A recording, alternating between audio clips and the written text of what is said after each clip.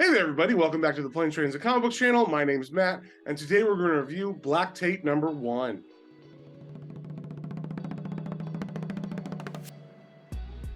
But before we get into that, if you guys don't mind sharing, subscribing, commenting, it really helps me out and lets me know what you guys want to see more of. So, with that being said, let's get straight into it. All right, we got the cover here for Black Tape number 1. It is an AWA comic, and it is by Dan Panosian, Daler Talajic, and Ives Forcina. And we start off with this rock star named Jack King in 1973 in Detroit. He's supposed to be some kind of like rock god, think Ozzy or Mick Jagger or something like that. And he's giving a concert like normal, he's killing it, everybody's loving it. But unfortunately, it ends up being his last concert as he literally dies suddenly on stage. And it's not just in front of his fans, it's also in front of his brand new wife named Cindy. So then we cut to his wife Cindy the day of his funeral, and she is of course torn up that her new husband died. She'd only been with him for about a year, so she's looking through photo albums of them together, reminiscing and crying before she goes to the funeral. And when the funeral's over, her and a friend go back to her house, and it turns out her friend threw a surprise wake, I guess. And a bunch of people that the wife Cindy doesn't know have shown up to party at her house. And of course, Cindy's not very happy about this,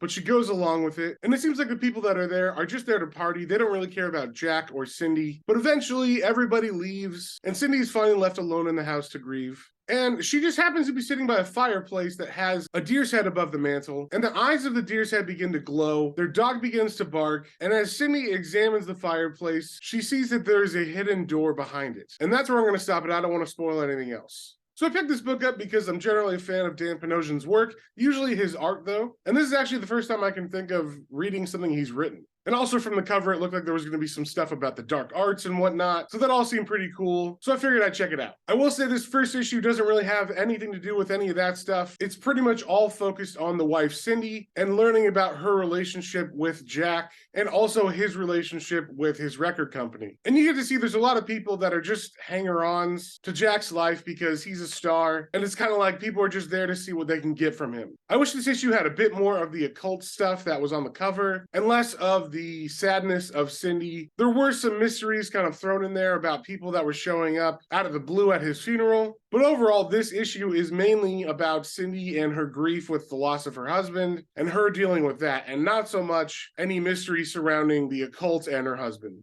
I thought the art in this was okay. This issue didn't really have too much that stood out. Honestly, because I'm a big fan of Dan Panosian, I was just wanting him to do the interiors, but it's not bad art by any means. I would like to see how it looks when we get more into the occultic stuff in the later issues. So overall, I thought this was an okay comic. As the first issue was a little slow, and I wanted more of the dark arts and occultic stuff that made me interested in the comic in the first place. But it did leave you with a cliffhanger with a little bit of that, so I'm hoping the later issues really get into that occult stuff and we get to see more of the mystery concerning the secret room and how it involved Jack. So I'm going to give this one a 2.5 out of 5. It was kind of just average to me, but I was interested once the cliffhanger happened to read the future issues. So if you guys saw anything you liked, definitely go pick that up at your local comic book store, and we will see y'all in the next one.